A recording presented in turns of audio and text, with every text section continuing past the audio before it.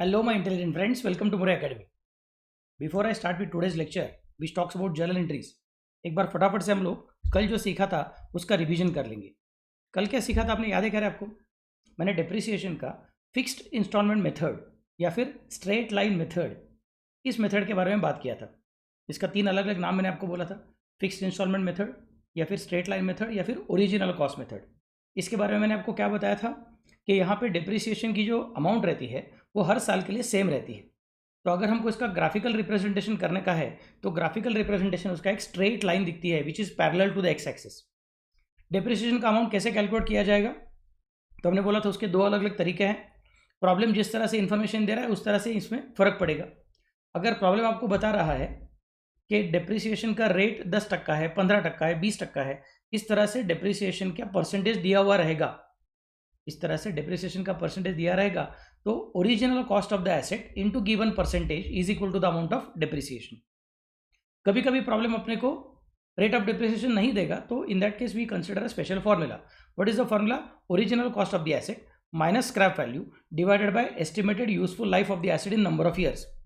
इस फॉर्मूला को यूज करके भी हम लोग डेप्रिसिएशन को कैलकुलेट कर सकते हैं।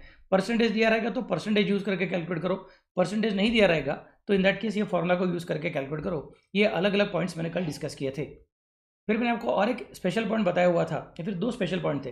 पहला पॉइंट था कि अगर आप एसेट परचेस करते हो और परचेस करते वक्त कुछ इंसिडेंटल एक्सपेंसेस होते हैं, फॉर एग्जाम्पल ट्रांसपोर्टेशन चार्जेस और for example the installation charges, loading unloading charges etcetera, तो ये सब खर्चों को हम क्या बोलते हैं? Expenses incurred for the purpose of bringing the asset into working condition. ऐसे खर्चे के बारे में हमारा रूल क्या है? The rule is cost attach concept. Any expenditure incurred for bringing the asset into working condition should be added to the cost of asset. तो asset को इंस्टॉल करने के पहले, इंस्टॉल करने तक, रियल लाइफ में यूज़ करने के पहले तक जो भी कुछ खर्चा हुआ है वो खर्चा एसेट के कॉस्ट में ऐड करना चाहिए। ये पॉइंट मैंने आपको सिखा दिया था।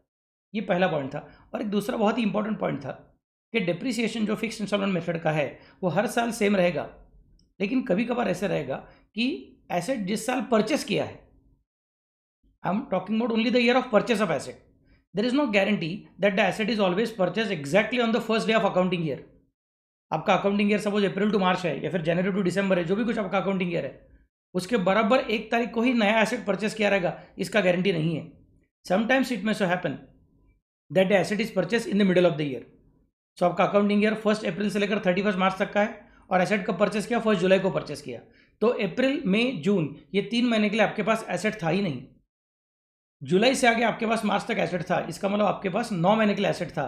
तो मैंने आपको सिखाया है कि पहले साल में फिर पूरे साल भर का डिप्रिसिएशन नहीं आएगा, बल्कि पहले साल में सिर्फ 9 महीने का डिप्रिसिएशन आएगा। फिर उसके आगे जो भी कुछ एसेट का जिंदगी बाकी है वहाँ पे एसेट का हर साल में नॉर्मल डिप्रेशन आएगा, सेम टू सेम डिप्रिसिएशन आएगा। ये सब प्रॉब्लम आपने देख के हो गए हैं। अब उसमें थोड़ा सा पॉइंट एक एक्स्ट्रा ऐड करता हूँ। Let me consider like this. Line draw करता हूँ पहले, तो it will be easy for the purpose of understanding. Suppose that this date is let us say 1st of April and this date is let us say 31st of March. So 1st April से 31st March ये अपना accounting year है। तो ये जो पूरा period है अपना, ये जो पूरा पीरियड है 1st अप्रैल से लेकर 31st मार्च तक का, ये अपना अकाउंटिंग ईयर ऐसा सोचो। अब मैं इसके अंदर क्या कंसिडर करता हूँ? पहला साल है वहाँ पे एसेट कब परचेस किया था? Let us say asset was purchase, this is let us say first year, this is second year, this is third year and this is 4th year. Please remember that I am considering a completely new problem. I am not considering the same problem. ये problem की बात नहीं कर रहा हूँ मैं आपको सिर्फ एक एग्जाम्पल देने की कोशिश कर रहा हूँ, एक पूरा नया एग्जाम्पल कि एसेट कब परचेस किया है। एसेट परचेस किया late us say on 1st of July। तो इसका मतलब पहला साल जो रहेगा उसमें अप्रैल, मई और जून, ये जो 3 महीने का पीरियड रहेगा, तभी देयर इज नो एसेट। अगर एसेट ही नहीं है तो डिप्रिसिएशन भी आने वाला नहीं है। लेकिन उसके आगे का जो पीरियड है from 1st July up to 31st of March, वहाँ पे एसेट है, मतलब यहाँ पे डिप्रिसिएशन आएगा क्या? हाँ आएगा। तो फर्स्ट ईयर में depreciation is only for 9 months. Second year में लेकिन आपके पास एसेट फर्स्ट डेट से लेकर लास्ट डेट तक है, मतलब सेकेंड ईयर में आपका डिप्रिसिएशन 12 मंथ्स का रहेगा। थर्ड ईयर में आपके पास एसेट फर्स्ट डेट से लेकर लास्ट डेट तक है, मतलब अगेन डिप्रिसिएशन 12 मंथ्स का रहेगा। Suppose in the 4th year the asset is sold let us say on maybe 30th September। तो लास्ट ईयर में एसेट पूरा साल यूज करने के बाद में बेचा हुआ नहीं है। मैं एग्जांपल थोड़ा सा आपके लिए क्रिएट करके बता रहा हूं कि लास्ट ईयर में एसेट को बीच में ही बेच दिया है। कब बेच दिया? 30 सितंबर को। मतलब 1 अप्रैल को एसेट अपने पास था क्या? हाँ था। और अप्रैल, मई, जून, जुलाई, अगस्त, सितंबर, ये 30 सितंबर को एसेट बाहर चला गया है। यहाँ पे एसेट अपने पास आया था, तो जब से आया तब से लेकर आगे का डिप्रेशन, मतलब फर्स्ट ईयर में 9 मंथ्स का डिप्रेशिएशन, सेकंड ईयर में फुल 12 मंथ्स का डिप्रेशिएशन, थर्ड ईयर में फुल 12 मंथ्स का डिप्रेशिएशन, फोर्थ ईयर में भी फुल 12 मंथ्स का डिप्रेशिएशन चार्ज करने के लिए हम लोग बेकरार थे, बेताब थे। लेकिन प्रॉब्लम ने अपने को डेट दे दिया है कि डेट क्या है? 30 सितंबर। तो ज़रा अपने बेकरारी को, अपने बेताबी को ज़रा संभालना पड़ेगा। लास्ट ईयर में हमें 6 मंथ्स का डिप्रेशिएशन चार्ज करना पड़ेगा, 12 मंथ्स का चार्ज करने को नहीं मिलेगा, क्योंकि अप्रैल, मई, जून, जुलाई, अगस्त, सितंबर मतलब बराबर 6 महीना होता है। सो लास्ट ईयर में 6 महीने का डिप्रेशन आएगा। लेकिन सर आपने तो बोला था कि first year, second year, third year, fourth year, सब ईयर में depreciation same to same amount का रहेगा।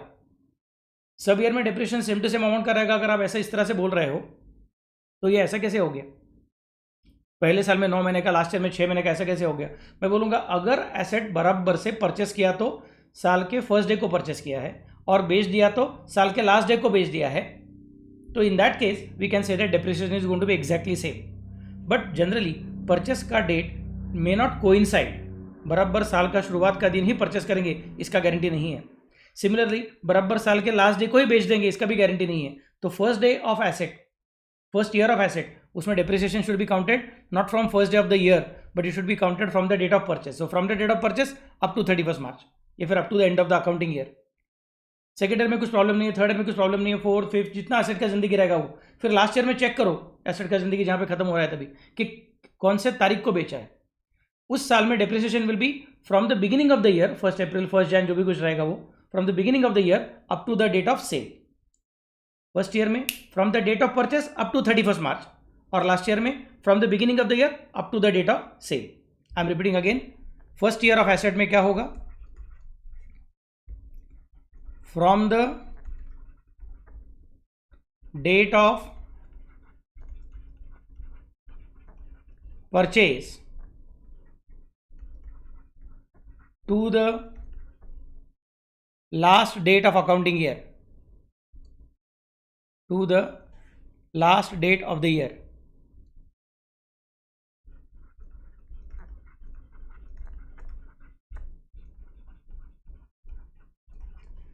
फिर सेकेंड ईयर से लेकर सेकेंड लास्ट ईयर तक, सेकेंड ईयर से लेकर सेकेंड लास्ट ईयर तक हम क्या करने वाले हैं? फिर हम बोलेंगे वहां पे फुल ईयर का डिप्रिसिएशन। और फिर लास्ट ईयर में हम क्या कंसिडर करने वाले हैं? लास्ट ईयर में बोलेंगे from the first date of year to the date of sale, from the first date of the year to the date of sale, ऐसा उसका पॉइंट रहेगा।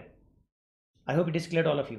अगर जरूरत पड़ी तो क्या करो, वीडियो को पॉज कर लो और ये नोट लिख कर रखना कि फिक्स इंस्टॉलमेंट मेथड में जनरली डेप्रिसिएशन हर साल में सेम टू सेम रहेगा, लेकिन अगर परचेस की डेट डी रहेगी, सेल की डेट डी रहेगी, तो in that case depreciation calculate करते वक्त फर्स्ट ईयर में और लास्ट ईयर में जरा संभल के, बीच के सालों में कुछ झंझट नहीं रहता, बीच के सालों में पूरा पूरा सेम टू सेम डेप्रिसिएशन आएगा क्योंकि फिक्स इंस्टॉलमेंट मेथड है।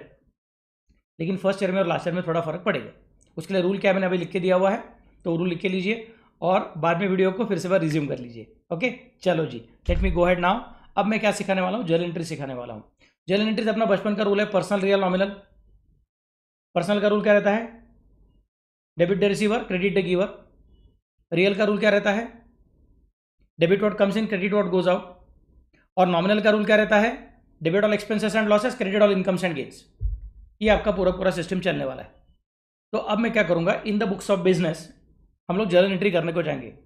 ये जर्नल एंट्री को मैंने 3 अलग अलग पार्ट में डिवाइड किया। जैसे मैंने यहाँ पे डिवाइड किया था कि फर्स्ट ईयर में क्या होगा, सेकंड ईयर से लेकर सेकंड लास्ट ईयर में क्या होगा और बाद में लास्ट ईयर में क्या होगा, उसी तरीके से मैंने एंट्रीज को डिवाइड किया है। फर्स्ट ईयर का एंट्रीज क्या है, सेकंड ईयर से लेकर सेकंड लास्ट ईयर का एंट्रीज क्या है और बाद में लास्ट ईयर का एंट्रीज कैसे कैसे होगा। सो आज एंट्री सिखाऊंगा और उसके बाद में आज का लेक्चर खत्म। फिर नेक्स्ट लेक्चर में एक्चुअल प्रैक्टिकल प्रॉब्लम करूंगा। हम लोग 6 प्रॉब्लम करने वाले हैं on the topic of fix instalment method. उसके बाद में आराम से रिड्यूसिंग बैलेंस मेथड सिखाऊंगा, फिर उसके भी 6-7 प्रॉब्लम करेंगे, तब कहीं जाके टॉपिक खत्म होगा। अच्छा टॉपिक है, इंटरेस्टिंग टॉपिक है और पूरा मार्क्स दे सकता है। लेकिन बहुत सारे बच्चे इसको डर जाते हैं, सर मुझे नहीं समझ में आया कैसे कैलकुलेट करने का। तो थोड़ा शांति से देखिए, आराम से समझेगा, सिंपल सिंपल टेक्निक सिखाऊंगा। किसी भी हालत में अपने कोई प्रॉब्लम एग्जाम में पूरा मार्क्स देके जाना चाहिए। चलो फिर फर्स्ट ईयर में कैसे एंट्री होगा। फर्स्ट ईयर में नंबर 1 एंट्री अपने को करना पड़ेगा eight the time of purchase,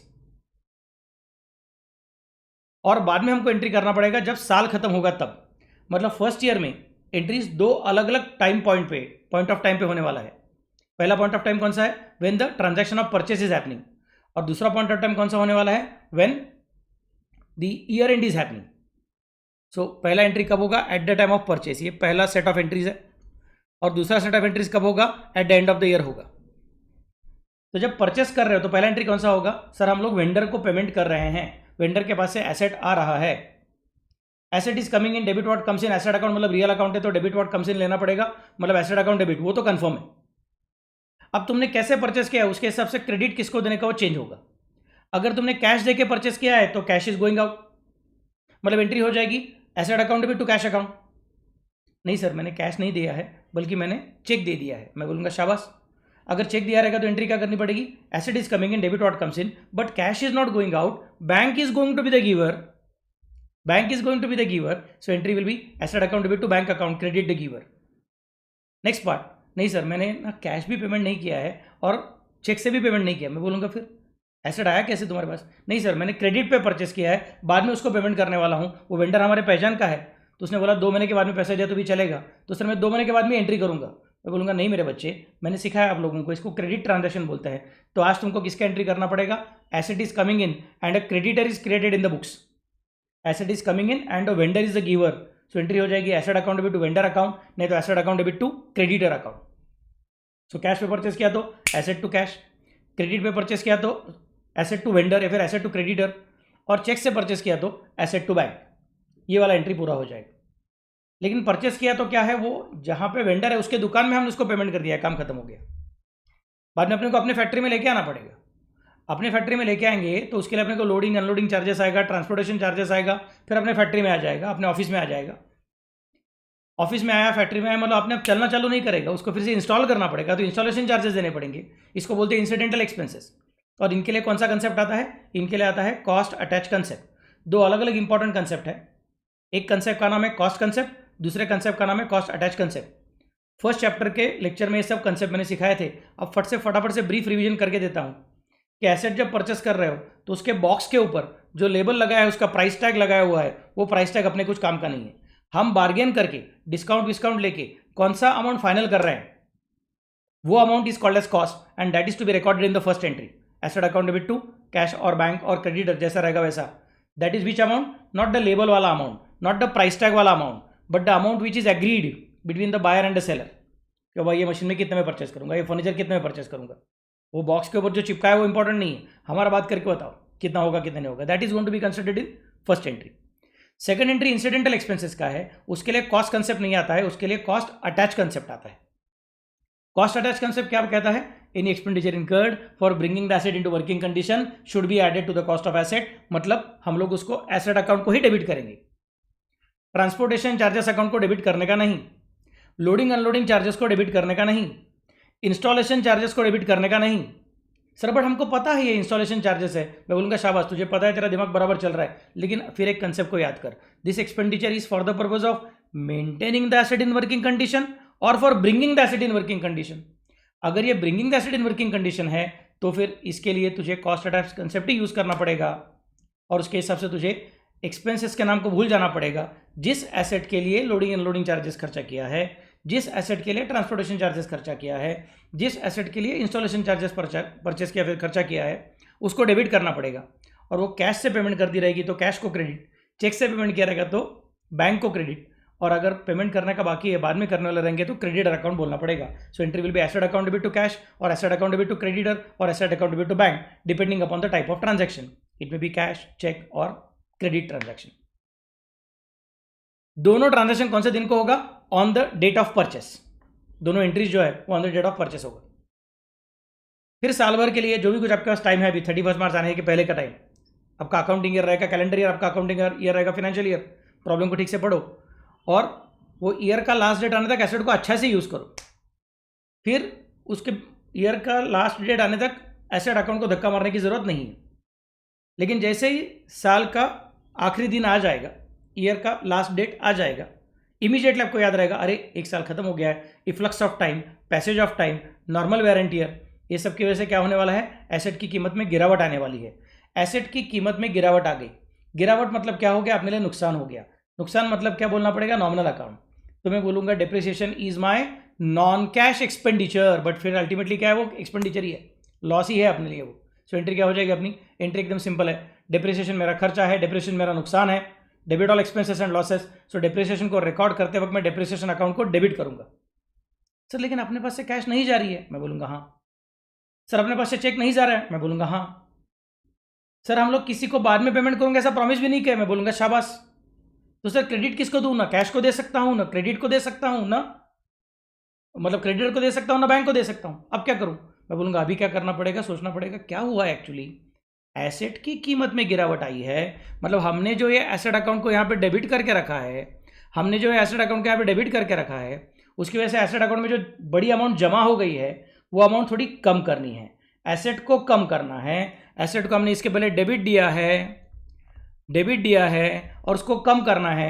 debit को कम करना है मतलब करना पड़ेगा क्रेडिट। सो एंट्री हो जाएगी depreciation account debit to asset account. I repeat, entry हो गई depreciation account debit to asset account. इस एंट्री का मतलब क्या है, we are recording depreciation, we are recording depreciation. फिर उसके आगे क्या करना पड़ेगा अपने को, depreciation transfer to profit and loss. Sir ये प्रॉफिट एंड लॉस क्या है, साल के एंड में हम लोग दो फाइनेंशियल स्टेटमेंट बनाते हैं, एक्चुअली तीन फाइनेंशियल स्टेटमेंट बनाते हैं। एक का नाम है प्रॉफिट एंड लॉस अकाउंट, दूसरे का नाम है बैलेंस शीट और तीसरे का नाम है कैश फ्लो स्टेटमेंट। तो ये जो प्रॉफिट एंड लॉस अकाउंट है वो सभी नॉमिनल अकाउंट का पिताजी है। सैलरी, रेंट और advertising, printing and stationery, tea and breakfast, electricity charges, जो भी कुछ आपके अलग अलग नॉमिनल अकाउंट है उनका सबका पिताजी कौन है, उनका सबका पिताजी पी एंड एल अकाउंट है। तो सभी नॉमिनल अकाउंट का रूल क्या रहता है, debit all expenses and losses, credit all incomes and gains. तो पिताजी को भी वही रूल लागू होने वाले हैं। इनफैक्ट वो रूल पिताजी के पास से अपने पास आए थे। तो पी एंड एल अकाउंट का भी रूल क्या है, debit all expenses and losses and credit all incomes and gains. तो जो डिप्रिसिएशन नाम का अकाउंट अभी अभी गर्मा गर्म ताज़ा ताज़ा हमने बनाया हुआ है, वो अकाउंट अभी बंद करने का टाइम आ गया है, क्योंकि this is the last date of the accounting year. फिर इसको बंद करके कहाँ पे ट्रांसफर करेंगे हम लोग, we should transfer to P and L account. अभी अभी गर्मा गर्म ताज़ा ताज़ा बनाया हुआ डिप्रिसिएशन अकाउंट कहाँ पे बैठा है, डेबिट साइड में बैठा है। अब उसको वहाँ से उठाना है, मतलब उसको क्या करना पड़ेगा, क्रेडिट देना पड़ेगा। सर अगर मैं क्रेडिट दूंगा तो डिप्रिसिएशन अकाउंट बंद हो जाएगा, मैं बोलूँगा शाबाश, वही तो करना है। अब डिप्रिसिएशन अकाउंट को हम लोग पी एंड एल अकाउंट को ट्रांसफर कर रहे हैं। अगर उसको ट्रांसफर करेंगे तो डिप्रिसिएशन अकाउंट बंद ही हो जाएगा। तो डिप्रिसिएशन बैठा है खुद डेबिट में, उसको ट्रांसफर करना है मतलब करना पड़ेगा क्रेडिट। सो डिप्रिसिएशन को दे दूंगा क्रेडिट, और प्रॉफिट एंड लॉस अकाउंट तो पिताजी अकाउंट है, बोलेगा debit all expenses and losses. Depreciation हमारे बिजनेस का नुकसान है, अगर वो हमारे बिजनेस का नुकसान है तो मेरे डेबिट साइड में आके बैठना चाहिए। इसके लिए profit and loss account debit to depreciation account, ये एंट्री होगा। ये टेक्निक क्या है, ये क्या चालू है यहाँ पे, we are transferring depreciation to profit and loss account. This entry is done at the end of the year. So those of you who are keenly observing the things will immediately understand कि sir depreciation account पलक झपकते आया और पलक झपकते चला भी गया। Eight the end of the year का पहला एंट्री डिप्रिसिएशन रिकॉर्डेड, तब वो पलक झपकते आ गया, डिप्रिसिएशन अकाउंट करके खुल गया। Immediately next entry profit and loss account debit to depreciation account, तो पलक झपकते चला भी गया। आया तब डेबिट में आया और जाते जाते क्रेडिट देके पी एंड एल अकाउंट को डेबिट में जाके बैठा। खुद को पहले डेबिट दिया, खुद को बाद में क्रेडिट दिया और पी एंड एल अकाउंट को डेबिट में जाके बैठा। बोलूँगा शाबाश, परफेक्ट ऑब्जर्वेशन है। डिप्रिसिएशन अकाउंट नॉमिनल अकाउंट है और वो साल भर में चुप बैठा रहता है, साल के एंड में खिलता है एक सेकंड के लिए और बाद में फिर से बार मुरझा जाता है, बंद हो जाता है, चला जाता है पी एंड एल अकाउंट के अंदर। फिर इससे भी कोई और ऑब्जर्व करता रहेगा, ज़्यादा दिमाग चलाता रहेगा, उसको समझेगा सर मतलब आपने क्या किया, ज़रा ठीक से देखो ना। डिप्रिसिएशन अकाउंट को एक बार डेबिट किया और बाद में डिप्रिसिएशन अकाउंट को क्रेडिट भी किया। एक बार डिप्रिसिएशन को डेबिट किया है और एक बार डिप्रिसिएशन को क्रेडिट किया है, मतलब डिप्रिसिएशन कैंसिल, और ultimately profit and loss account debit होकर एसेट अकाउंट को क्रेडिट हो गया है। सर देखो ना, ये डिप्रिसिएशन को डेबिट किया मतलब depreciation account is debited, and ये डिप्रिसिएशन अकाउंट को क्रेडिट किया मतलब डिप्रिसिएशन अकाउंट इज क्रेडिटेड। तो डेबिट क्रेडिट कैंसिल, एंट्री क्या हो गया सर, अल्टीमेटली ये दोनों को अगर कंबाइन करने को जाऊंगा तो एंट्री हो जाएगी मेरी पी एंड एल अकाउंट को डेबिट करो और एसेट अकाउंट को क्रेडिट करो। मैं बोलूँगा शाबाश मेरे बच्चे, बहुत अच्छा ऑब्जर्वेशन है, यही तो हम कर रहे हैं कि एसेट को कम कर रहे हैं बिना कुछ किए हुए, सिर्फ साल भर एसेट को यूज़ किया, इसकी वजह से एसेट की कीमत में गिरावट आ गई है, ये अपना नुकसान है, तो ये प्रॉफिट एंड लॉस अकाउंट में डालना है। तो सर मैं डायरेक्टली यही एंट्री करता हूँ, मुझे अच्छा लगा ये एंट्री, दो एंट्री का झंझट क्यों करूँ? मैं बोलूँगा नहीं, this is not allowed. Accounting बोलते हैं स्टेप बाय स्टेप करो, पहले लॉस को रिकॉर्ड करो और बाद में लॉस को प्रॉफिट एंड लॉस अकाउंट में ट्रांसफर करो। Directly profit and loss account और एसेट अकाउंट की एंट्री करोगे तो मार्क्स कटने वाला है। It is not a good accounting practice. नहीं तो फिर क्या होगा, P&L अकाउंट के डेबिट साइड में एसेट का नाम दिखना चालू हो जाएगा, तो लोगों को लगा अरे एसेट है वो रियल अकाउंट है, P&L में क्यों जा रहा है? तो लोगों का शायद गलतफहमी हो जाएगी कि आपका अकाउंट्स में मिस्टेक है। इन रिलेटेड अकाउंट में मिस्टेक नहीं है, तो लोगों के मन में गलतफहमी नहीं आनी चाहिए। इसके लिए हम लोग क्या करेंगे, एसेट में से नया अकाउंट क्रिएट करेंगे, नाम रखेंगे डेप्रिसिएशन, और P&L अकाउंट में ट्रांसफर क्या करेंगे, डेप्रिसिएशन, नॉट एसेट। समझा? सो डेप्रिसिएशन पलक झपकते आएगा, पलक झपकते जाएगा, उसके इस आने जाने की वजह से एसेट में से थोड़ी अमाउंट निकल के अल्टीमेटली P&L अकाउंट में जाएगी, नाम बदल के जाएगी। क्लियर मैं क्या बोल रहा हूँ? अगर अभी भी नहीं समझा तो जब मैं नेक्स्ट लेक्चर में आपका प्रैक्टिकल प्रॉब्लम करूंगा तो आपको समझेगा कि किस तरह से अल्टीमेटली ये एंट्रीज होते जाता है। अभी सिर्फ इतना याद रखना, साल के शुरुआत में फर्स्ट ईयर में पहला एंट्री कौन सा होगा, परचेज, एसेट टू कैश और बैंक और क्रेडिटर्स। फिर incidental expenses, again asset to cash और बैंक और क्रेडिटर्स। फिर साल भर के लिए एसेट को यूज करो, साल के एंड में पहला entry depreciation recorded, depreciation to asset.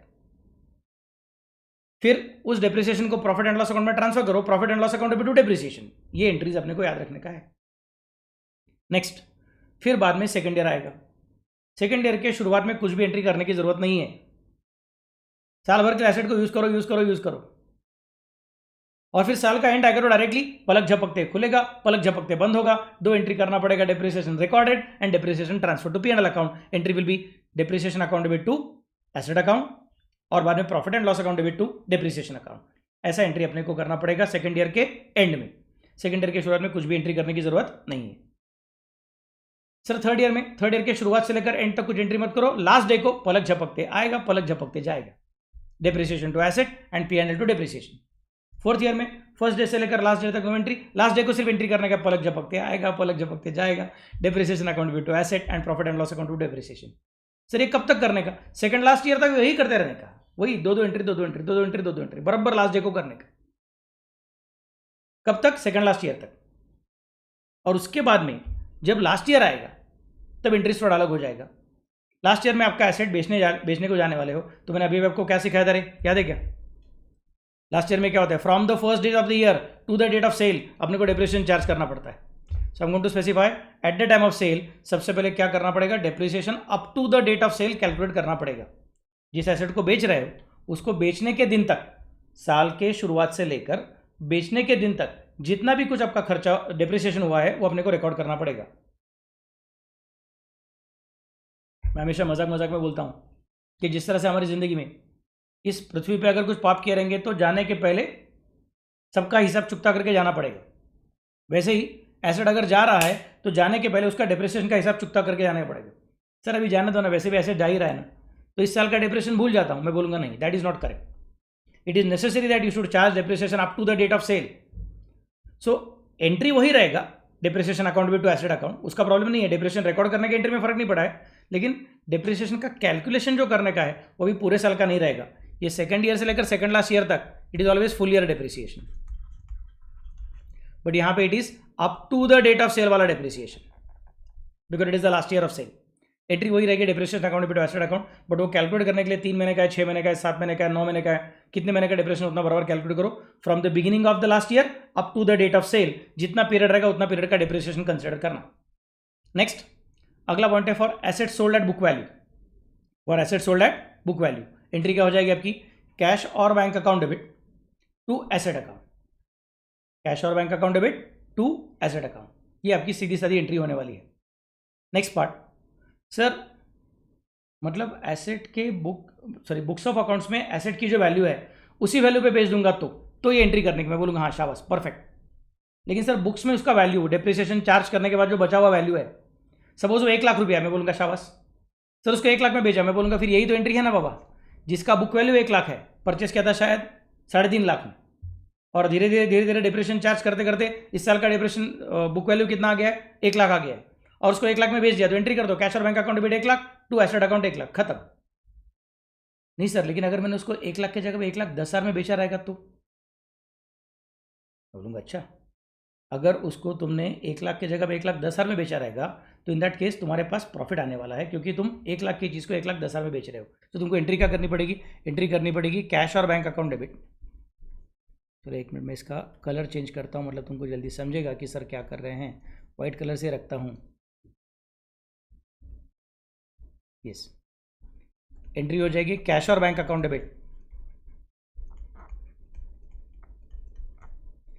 To asset account to P&L account, और you can say to profit on sale of asset, ऐसा बोलो, that is better, to profit on sale of asset.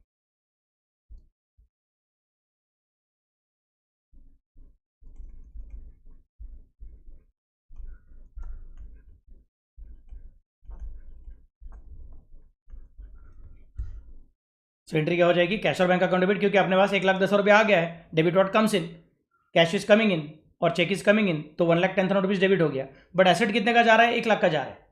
तो 1 लाख का asset गया और जाते जाते अपने को 1,10,000 रुपया देते गया, मतलब सुख देते गया कि दुख देते गया? तो ऑब्वियसली वो अपने को सुख देते गया है।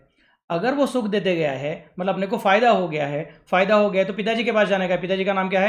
Profit and loss account. But वहां पे डायरेक्टली मत जाओ, साथ में तुम्हारे एक छोटे भाई को लेके जाओ। उस भाई का नाम क्या है? Profit on sale of asset account. Sir वो प्रॉफिट का अकाउंट है? मैं बोलूंगा हाँ। सर वो अमाउंट कहां से मिलेगा? वो बैलेंसिंग फिगर है, ये अपने को मालूम नहीं है फिगर, ये बैलेंसिंग फिगर है। हमने क्या बोला? 1 लाख और 1,10,000 के बीच का डिफरेंस यहां पे आने वाला है, बैलेंसिंग फिगर है वो, it is not given by the problem. और क्योंकि वो प्रॉफिट है तो credit all incomes and gains, मतलब उसको क्रेडिट करना पड़ेगा। That is how the entry will be created. अगर बुक वैल्यू पे बेचा तो सादा एंट्री, कैश और bank account debit to asset account. But अगर हायर वैल्यू पे बेचा, प्रॉफिट पे बेचा, तो एंट्री हो जाएगी कैश और bank account debit to asset account to profit on sale of asset account. और बाद में फिर क्या करना पड़ेगा? ये profit on sale of asset को पिताजी के पास लेके जाओ, मतलब एंट्री हो जाएगी profit on sale of asset account to P&L account, profit on sale of asset account to P&L account, क्योंकि P&L अकाउंट सबका बड़ा भाई, सबका पिताजी है। तो उसका रूल क्या कहता है? उसका रूल कहता है कि debit all expense and losses, credit all incomes and gains, profit है मतलब मेरे क्रेडिट साइड में लेके जाओ। This is how the entry will be passed. So अगर एसेट को अदर देन बुक वैल्यू पे बेचा है, 1 लाख की जगह पे 1,10,000 पे बेचा है, तो ऐसा एंट्री होगा। लेकिन सर अगर अदर देन बुक वैल्यू बोला ना आपने, तो और एक चीज़ हो सकती है। मैं बोला क्या एक चीज़ हो सकती है? सर ऐसा भी हो सकता है कि 1 लाख रुपया जिसका बुक वैल्यू है, वो एसेट हमने 3.5 लाख रुपए में परचेस किया था। वो एसेट हमने 3.5 लाख रुपए में परचेस किया था, उसको आज तक धीरे धीरे डिप्रेशन करते करते उसका कीमत 1 लाख रुपये बच गया है बेचने के टाइम। और बेचा कितने में? तो उसको हमने ना 95,000 में बेचा है। मैं बोलूँगा अच्छा, मतलब 1 लाख रुपये का एसेट चला गया है और जाते जाते तुमको 95,000 रुपीज़ देते गया है, मतलब सुख देते गया है कि दुख देते गया है? तो मेरे ख्याल से सुख नहीं दिया उसने, दुख दिया हुआ है। 5,000 रुपये का दुख दिया है, मतलब एंट्री थोड़ी सी चेंज हो जाएगी। कैश और बैंक अकाउंट डेबिट वैसे ही रहेगा, 95,000 हो जाएगा, लेकिन वो और आगे बोलना पड़ेगा कैश और बैंक अकाउंट डेबिट के बाद loss on sale account debit, वो भी डेबिट में आएगा टू एसेट अकाउंट। सर ये लॉस ऑन सेल का अमाउंट क्या? अपना बैलेंसिंग फिगर याद रखो, it is not given by the problem, that is what is calculated by us. 1 lakh रुपए का एसेट जा रहा है और जाते जाते अपने को 95,000 रुपीज देते जा रहा है, मतलब 5,000 रुपये का नुकसान देते जा रहा है। तो लॉस ऑन सेल को डेबिट कर दिया। प्रॉफिट होगा तो प्रॉफिट ऑन सेल को क्रेडिट करो, लॉस हुआ तो लॉस ऑन सेल को डेबिट करो। और बाद में फिर लॉस ऑन सेल को बंद करने का कहाँ पे ट्रांसफर करेंगे? प्रॉफिट एंड लॉस में। लॉस है मतलब प्रॉफिट एंड लॉस के डेबिट साइड में जाएगा, तो एंट्री हो जाएगी profit and loss account debit to loss on sale account और loss on sale of asset account. ऐसे एंट्री होने वाली है। So whether you are selling it at book value or you are selling it at profit or you are selling it at loss, आप कैसे भी करो तो भी कैश और बैंक अकाउंट डेबिट होना ही है। और कैश और बैंक अकाउंट का डेबिट का अमाउंट कितना रहेगा? जितना पैसा आपके हाथ में आया है उतना अमाउंट उसको डेबिट करना पड़ेगा। एसेट अकाउंट को क्रेडिट करो, एसेट अकाउंट को हमेशा किससे क्रेडिट करने का? बुक वैल्यू से क्रेडिट करने का। कैश और bank account is debited by the amount received. मैं भी अलग कलर का पेन यूज करता हूं, आपको जल्दी समझेगा। कैश और bank account debit is always by cash received. Asset account is always credited bye book value, और अगर कैश रिसीव्ड ज्यादा है, बुक वैल्यू कम है, तो क्रेडिट करना पड़ेगा बैलेंसिंग फिगर, उसको बोलेंगे प्रॉफिट ऑन सेल। और अगर कैश कम है, बुक वैल्यू ज्यादा है, तो इसका मतलब डेबिट करना पड़ेगा, नाम रखना पड़ेगा loss on cell balancing figure. Sir थोड़ा समझ में नहीं आ रहा है, बाउंसर जा रहा है, सर कंफ्यूज हो रहा है, टेंशन मत लो, प्रॉब्लम करने का अपने आप समझेगा, सबसे इजी, एकदम इजी टॉपिक है, टेंशन मत लो। प्रॉब्लम करूंगा तो पहला प्रॉब्लम सिर्फ आप मेरे लिए रुकोगे, सेकंड प्रॉब्लम से मुझे पूरा गारंटी आपका प्रॉब्लम मेरे पहले ही पूरा हो जाएगा, इतना आपको जल्दी समझ में आएगा। अपना टेक्निक एकदम सिंपल टेक्निक है, ईजी टेक्निक है। सिर्फ याद रखना कि पर्सनल रियल नॉमिनल का रूल ही यहाँ पे चलता है, प्रॉफिट हुआ रहेगा तो प्रॉफिट ऑन सेल को क्रेडिट करना पड़ेगा, लॉस हुआ रहेगा तो लॉस ऑन सेल को डेबिट करना पड़ेगा, और बाद में जो भी कुछ अकाउंट है, प्रॉफिट ऑन सेल होने दो या फिर लॉस ऑन सेल होने दो, उस अकाउंट को उठा के कहाँ पे डालने का, अपने को पीएनएल अकाउंट के अंदर ही डालना है।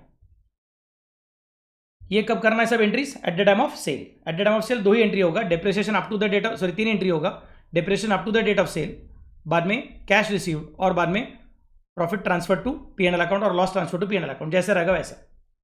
सर यहाँ पे आपने दो दो एंट्री किया, एक भी किया ये और ये एक दूसरा किया, मैं बोलूँगा अरे ये if it is sold at book value और अदर देन बुक वैल्यू ऐसा कंसिडर किया है, तो बुक वैल्यू पे बेचा रहेगा तो अदर देन बुक वैल्यू नहीं आएगा, अदर देन बुक वैल्यू पे बेचा रहेगा तो बुक वैल्यू की एंट्री नहीं आएगा, तो दोनों में से कोई तो एक ही आने वाला है, टेंशन मत लो।